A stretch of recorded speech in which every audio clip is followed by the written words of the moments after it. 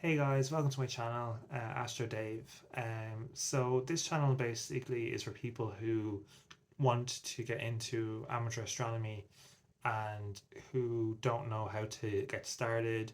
If they have questions about about binoculars or telescopes or naked eye astronomy, kind of looking at the sky just without any kind of binoculars or anything like that. It's also kind of for people who have never um, been into astronomy but now want to get into astronomy and they want to know what they're looking at in the night sky. So, as an amateur astronomer myself and have been there a few years, I'm going to talk a lot about kind of what you can see in the night sky in terms of, like, say, with the planets, on the moon, galaxies, and nebula, and everything in between. So basically, that's what this channel is all about. It's about connecting people to astronomy in a beginner sort of way. So basically, what I'm going to talk about today is comets. So basically, because there's a few comets that are coming now over the last couple of weeks and over the next couple of weeks. In particular, I'm going to talk about the comet at the moment, which is C 2023 A3. So just so people know, like, so C just stands for the comet, and it's a dash 2023 just stands for the year that it was discovered. So basically, what I'm going to talk about is kind of what are comets or what they are, and why they're important, and what you should be looking out for in the night sky when trying to visually observe comets. So first of all, we're going to talk about what is a comet. So a comet basically is like an asteroid, except the one difference is that it has ice on its surface. So the ice is what we call primordial ice, basically meaning that it's very, very old and it's probably been there for billions of years. However, when it gets close to the sun, the actual comet starts to heat up and the ice begins to melt. And this is what we get when it gets very close to the sun. We get these vapor trails. And to us on Earth, they look like a tail. And so that's basically the characteristics of how we know it's a comet because of the tail.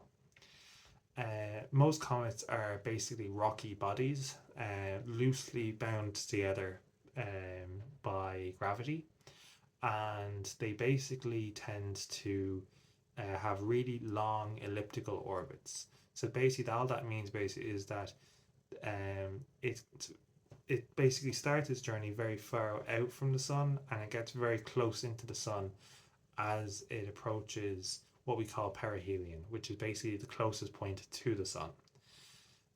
Its farthest point could be thousands of AU away. So AU just means astronomical unit, which is just basically the distance between the Earth and the sun. So 1 AU would be one distance between the Earth and the sun.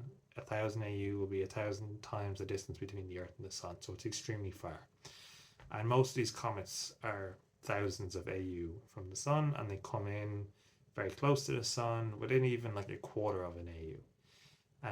And we get to capture them then when they get very close. So it's great to understand kind of what you're actually looking at, so that you kind of have an understanding of the mechanics that go on, basically as the object gets closer to the sun. All that ice starts to melt away, and all you're left with is this kind of rubble pile, as it goes around the sun and back out into the solar system. And it won't. Most comets don't come back in a person's lifetime. Short period comets usually are about 150 to 200 year lifetimes, and some comets like the ones we're getting now, these are long period comets and they could be up to 50,000 years or longer. And these comets can last millions of years in the solar system. So what I'm going to talk about now is how you visually observe them.